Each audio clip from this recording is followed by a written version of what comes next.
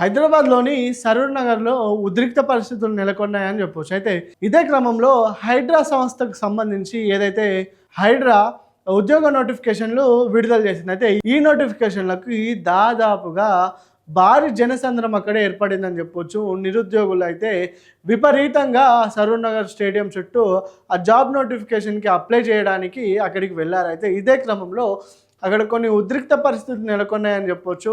విద్యార్థుల మధ్య, నిరుద్యోగుల మధ్య తోపులాట అనేది జరిగింది. అయితే అక్కడ ఉన్న అధికారులు కూడా సరైన సౌకర్యాలు కల్పించలేదు, అందుకే ఈ విధంగా జరిగిందని కూడా అక్కడ కొంతమంది నిరుద్యోగులు వాపోతున్నారు. అయితే ఇదే క్రమంలో దాదాపు 150 మంది హెవీ వెహికల్ డ్రైవర్స్ అయితే హైడ్రా పరిధిలో డిఆర్ఎఫ్ అంటే డిజాస్టర్ రెస్పాన్స్ ఫోర్స్ దీనికి సంబంధించి 100 ఖాళీలు అయితే ఉన్నాయి. అయితే కఠినమైన పోటీలు అక్కడ ఉన్నట్లుగా మనం చేస్తున్నాం. అయితే అదేవిధంగా హెవీ వెహికల్ డ్రైవర్లు 100 మంది, అట్లాగే హెల్పర్ల కింద దాదాపు ఒక 50 మందికి అయితే నోటిఫికేషన్ విడుదల చేసింది హైడ్రా. అయితే దాదాపుగా ఇవన్నీ కలుపుకుంటే దాదాపు ఒక 300-400 వరకు జాబ్స్ ఉండొచ్చు. అయితే ఈ జాబ్స్కి అప్లై చేసుకోవడానికి దాదాపు తెలంగాణ, ఆంధ్రప్రదేశ్ కలిపి 5,000 మంది వరకు ఆ స్టేడియంకి వెళ్ళారంటే నిరుద్యోగ యువత అంటే నిరుద్యోగులు ఏ విధంగా పెరుగుతున్నారో రోజు రోజుకి మనకు అర్థం కావాలి.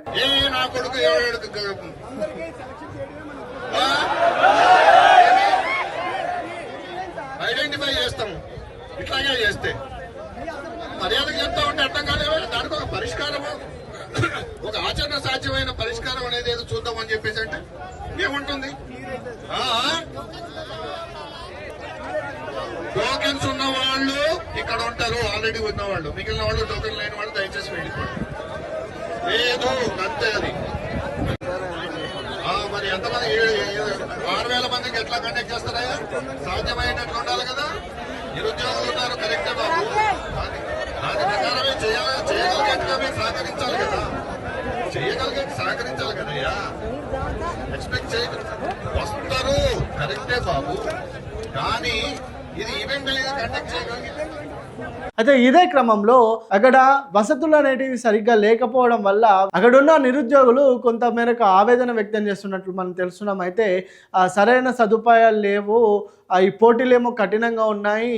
దాదాపు 170 సెకండ్లోనే 800 మీటర్లు పరిగెత్తాలి.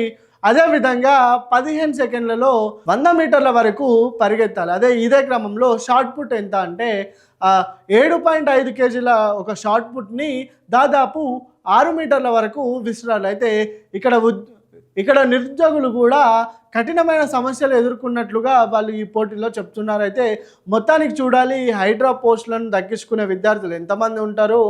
నిరుద్యోగం అనేది తెలంగాణలో విపరీతంగా పెరుగుతుందని చెప్పుకోవచ్చు. దాదాపు ఒక 500 కంటే తక్కువ ఉండే ఈ నోటిఫికేషన్లకే దాదాపుగా 5,000 మంది పాల్గొన్నారంటే అక్కడ విజువల్స్లో కూడా మనం చూస్తుంటే ఏ విధమైన ఉద్రిక్త పరిస్థితులు అక్కడ ఉన్నాయో ఒకసారి మనం అంచనా వేయవచ్చు. అయితే దీనికి సంబంధించి ప్రస్తుతం బీఆర్ఎస్ ప్రతిపక్ష నేతలు కూడా ఆగ్రహం వ్యక్తం చేస్తున్నట్టుగా తెలుస్తున్నాయి. ఈ ఉద్యోగ నోటిఫికేషన్తో కాలయాపన చేస్తుంది కాంగ్రెస్ అని కూడా కొంతమంది బీఆర్ఎస్ నేతలు విమర్శిస్తున్నారు. ప్రస్తుత పరిస్థితి అయితే సరూర్ నగర్ ఈ విధంగా ఉంది. మరిన్ని అప్డేట్స్ కోసం చూస్తూనే ఉండండి అన్ఫిల్టర్డ్ మీడియా.